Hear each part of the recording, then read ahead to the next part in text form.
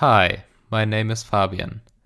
I am a PhD student at KIT in Tom Brown's group, and I briefly wanted to talk about Neooptimal energy systems. Providing just a single least cost solution when planning future energy systems is not enough. It underplays an immense degree of freedom, and even uncertain technology cost projections aside, there are many neo-optimal alternatives with other attractive properties. For instance, higher public acceptance with less onshore wind and limited grid reinforcement, or more regional equity and energy autonomy. Tom and I systematically explored the decision space close to the optimum of a 100% renewable European power system model that co-optimizes generation, storage, and grid infrastructure. We look at how the capacities of each technology can deviate if the costs are epsilon% away from the optimum. As an example, compare the expansion plans between the coast optimum on the left and a 5% more costly solution with minimal transmission expansion on the right. These are already vastly different. The least cost solution places a bet on doubling today's transmission capacities, but given the uncertainties and inaccuracies of our modeling, a solution with much less transmission reinforcement is almost just as cheap.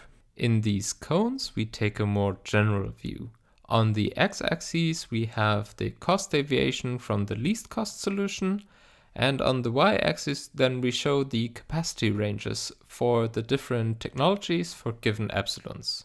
We see that already minor cost deviations of just 0.5% offer much flexibility. There are very few must-haves, so we can go without onshore wind for a cost increase of 4%, and also go without solar or offshore wind for 8 to 10% higher costs.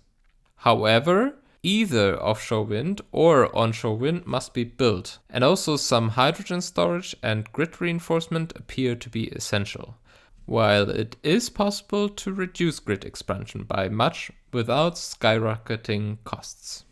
The main reason why I think these results are interesting and important are because they help to accommodate social dimensions that are otherwise hard to quantify in equations, and leaves room for political discussion and compromises. Rather than giving in to the illusion of the one go-to solution, we can work with a set of more vague, admittedly, but also more robust boundary conditions that must be met to keep costs within predefined ranges. A few missing pieces are including cost uncertainty and sector coupling, but if this brief insight has caught your interest, feel free to scan the QR code which guides you to the article, or browse my recent Twitter thread for more catchy highlights.